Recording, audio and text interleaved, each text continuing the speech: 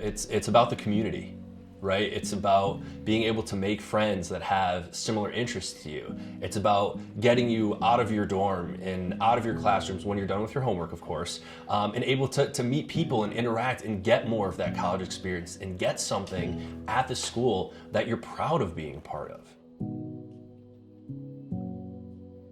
Right? There's a million people that love our football team. There's a million people that love our softball team. There's a million people that go rock climbing and go to the rec center and do all this stuff. There wasn't really anything for gamers to attach themselves to, and we wanted to provide that. This is more than just getting together, hanging out, playing video games. It's a community, and it's a way to gain some tangible skills that are going to help you, 30 years down the road from now. So everything started several years ago before I actually attended here. I was a student here for the past 2 years, having graduated this past June. Everything started off as the League of Legends Club. I had messages from people as far back as 2012 being involved in that. That's obviously way before I stepped foot here in Oregon. When I came here in 2017, we had the League of Legends Club. And it was a group of 15-ish people or so, and it was focused solely just on that game. We realized quickly that other people were coming in from other games with other interests. We realized we had to grow that and really be more inclusive of the population in the gaming community on campus. So we started that journey in 2017. That summer, we started the process of becoming a club sport with our wonderful friends in the club sports department. They thankfully approved us, and that's where we sort of had a little bit of a separation of what we were doing to make sure we were able to cater to our audiences better. We had EMU Esports, which is what we called our club sport, which is where our competitive teams were housed. We still had the League of Legends Club, which evolved into a larger kind of gaming club to be more inclusive of, Overwatch and Smash and Hearthstone, etc. But we were able to then cater to the casual gamers as well as the folks that wanted to compete and play for championships and glory, and we're a lot more hardcore with it. That allowed us to do that. Throughout that time, last school year, we worked tirelessly meeting with individuals and faculty and staff all over campus to share what our mission was and what we wanted this thing to be and what it should grow into. We used examples of what we were doing, we used examples of what other schools were doing, we used examples of professional teams, and kind of created the idea of what this could and should look like here. Thankfully, all the wonderful powers that be here saw the vision, saw that this was a community on campus that was a large community and was going unserved. This was a way, by starting our official esports program, to engage a whole bunch of students that didn't really have a true connection to the school yet. And here we are today.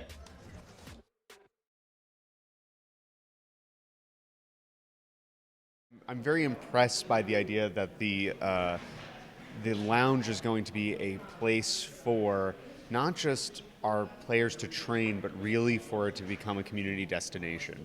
So I think that that's part of the real value, is that it's not just for the players, it's for anyone who wants to come in, wants to learn about these games, wants to participate in these games. And I'm really encouraged by the idea that maybe if you can't afford a gaming PC, maybe if you can't, you're new to these games and you want to go with a bunch of friends, this is going to be an opportunity for you to do that.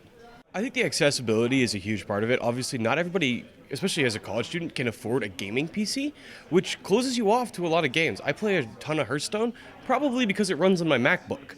That's one of the big reasons why I've done that. And so I think this opens a lot of games up and a lot of opportunities up for people to start competing in League of Legends and CSGO, in Battle Royales and stuff like that. To have this accessibility, it brings it to all people, because gaming PCs are expensive, especially with like the cost of graphic cards right now. It's hard to build a PC, and just console-based games are good, but not all esports are on console. So what I think this does is just opens up esports to a wider range of students.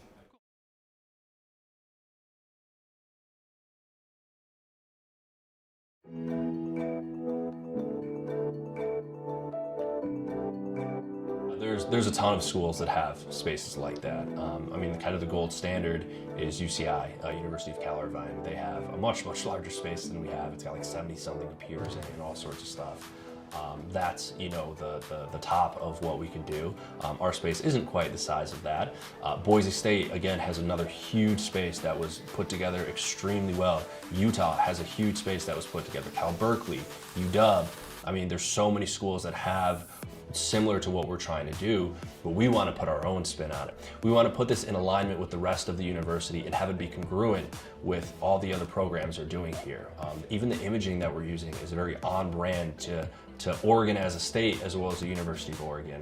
We wanted to make sure we recognize like the gamer roots to this, but we want the aesthetic to feel like it's part of the university compared to some crazy RGB computer chips in the ceiling and blue and purple lights. And we want it to fit and really be a cornerstone of our school.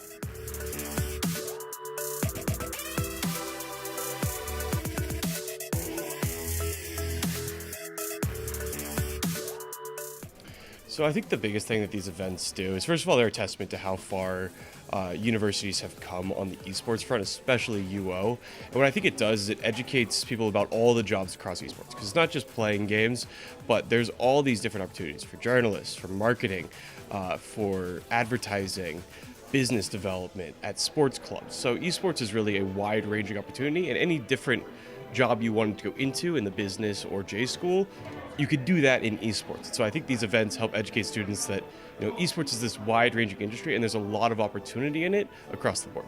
Well, I can speak for the University of Oregon, and I think that what it's really showing is the heavy level and the diverse areas of investment that the university is taking when it comes to esports. I mean, if you think about where we are right now, we're in the EMU, which has just put together this really interesting lounge for an event that is being led by sports management and the business school.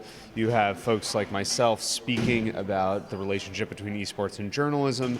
So you're really seeing that there's interest across campus on this subject. It is something that is being embraced, thought about, researched, and collaborated on across campus.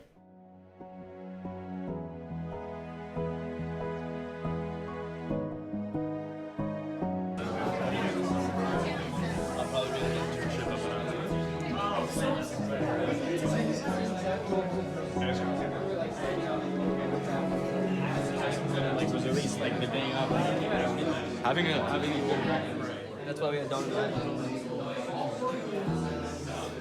More products No. Everyone's gonna get in and find a seat.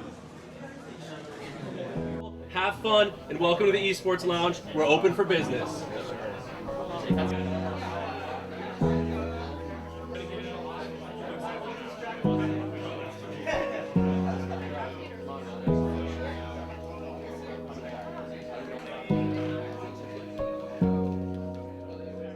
It's a little bit of everything that we spoke about. Number one, it's a home base for the community, right? The gamers on campus, again, whether they're someone that just plays a cell phone game to someone that wants to be one of our hardcore players, they have a home.